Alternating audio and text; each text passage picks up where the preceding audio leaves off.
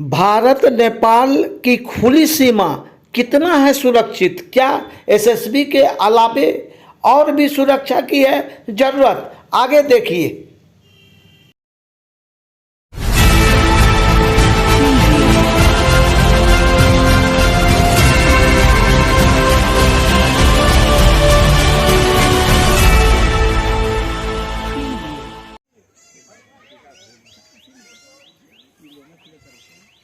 नमस्कार, सत्य से लवरेज में आपका स्वागत है। मैं हूं प्रदीप शाह। अभी मैं खड़ा हूं भारत नेपाल खुली सीमा क्षेत्र के भारतीय तरफ के पिलर संख्या 178/66। वहीं दूसरी ओर आपको दिखाना चाहूंगा कि ये जो पिलर है ये नो मैंस लैंड पर है। इसको दजगज्जा क्षेत्र भी बोलते हैं। और नेपाल की ओर से ये पिलर संख्या 178/66 है।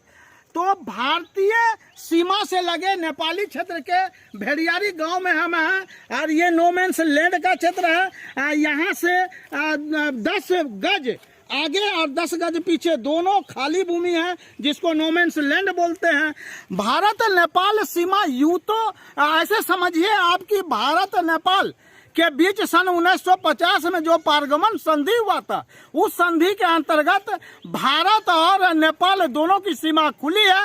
एक दूसरे देश में प्रवेश करने के लिए पारपत्र की कोई आवश्यकता नहीं है। लेकिन वर्तमान परिप्रेक्ष्य में जो भारत नेपाल खुली सीमा का फायदा भारत विरोधी तत्व उठाते हैं, तस्करी में संलग्न लोग उठाते हैं, इसके लिए भारत नेपाल सीमा की जो खुली सीमा है इसकी पहरेदारी बढ़ाए जाने की जरूरत है। पूर्व में भी अभी सामने ये देखिए, ये जो खुला क्षेत्र है वो नेपाल है और सीमा पार नेपाल के मोरंग जिला के अंतर्गत आता है। ये भी भेड़ियारी गांव ही कहलाता है। वहीं इस तरफ जो क्षेत्र आप देख रहे हैं ये भी भेड़ियारी गांव है। वार्ड संख्या 17। ये यहाँ के लोगों से पूछते हैं, ये क्या शुभ नाम है बाबा आपका? हमारा नाम राजेंद्र यादव। राजेंद्र यादव। आपका घर कहाँ है? भेड़ियारी। भेड़ियारी। वार्ड नंबर कितना है? Ward number 17। कितना साल से यहाँ रहते हैं? बहुत 4-5 पीढ़ी हो गया हम लोग को। 4-5 पीढ़ी।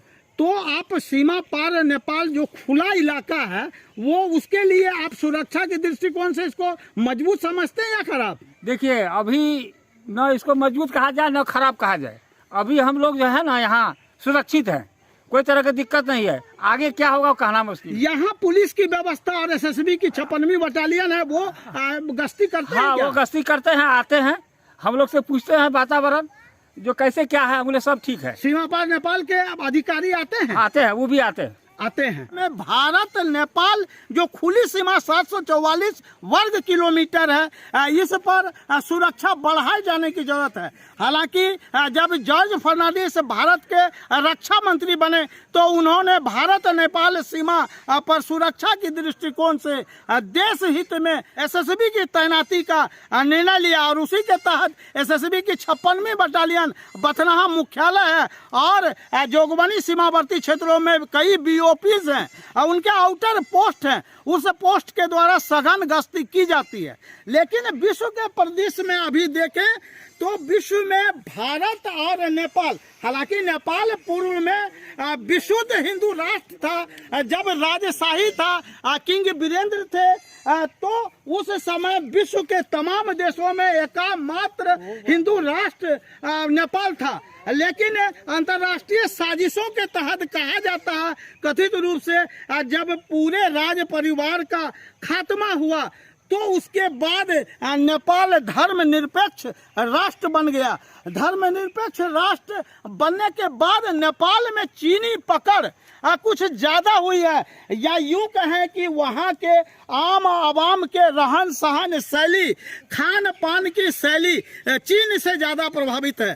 कहते हैं इतिहासकार कि अगर किसी भी देश की शक्ति को कम करना है, उसको बर्बाद करना है, तो पहले वहाँ के रहन सहन, तौर तरीके, पढ़ाई लिखाई का भाषा पर प्रहार हो, और यही प्रहार वर्तमान में सीमा पर नेपाल में हो रहा है। भारत विरोधी तत्वें नेपाल में सर उठा रही हैं, और भारत सरकार बड़ा भाई होने के नाते सीमा पर नेपाल को हमेशा मदद करती रही है। लेकिन अब समय बदल गया है। आज़ादी के तकरीबन 76 वर्षों बाद अब भारतवर्ष को सोचना होगा कि सीमा पार नेपाल से जो हमारे रिश्ते हैं उसको और प्रगाढ़ कैसे किया जाए।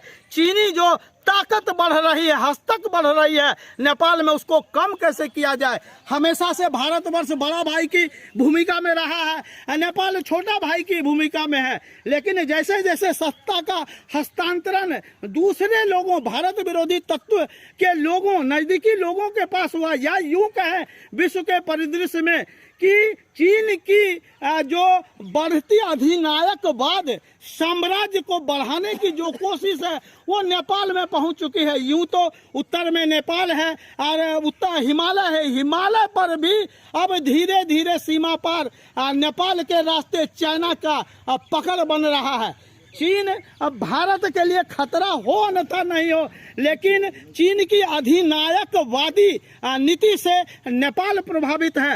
और ये जो सामने आप देख रहे हैं खुली सीमा, इस सीमा होकर जो इंदिरा गांधी हत्याकांड के मुख्य आरोपी सिमरनजीत सिंह मान थे, वो भी जोगबनी सीमा पर पकड़े गए, कई अफगानी पकड़े गए। भारत नेपाल जोगबनी अंतर्राष्ट्रीय सीमा पर इंटीग्रेटेड चेक पोस्ट है, वहां पर कस्टम के कार्यालय हैं, विभिन्न राज्य एवं केंद्र प्रायोजित जो खुफिया एजेंसियां वो सक्रिय हैं।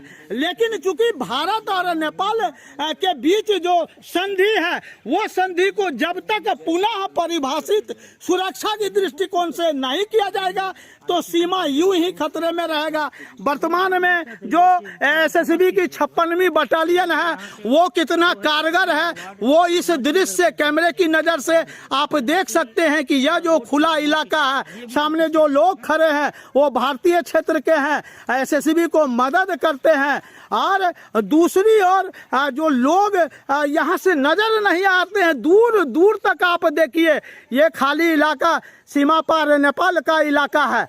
इस इलाके में भी सुरक्षा की दृष्टिकोण से कोई खास पहरेदारी नहीं होती है। तो ऐसे में सीमा सुरक्षा को लेकर भारत सरकार को एक बार फिर से नेपाल से मिलकर परिभाषित किए जाने की जरूरत है। सच से लबरेज के लिए मैं प्रदीप शाह।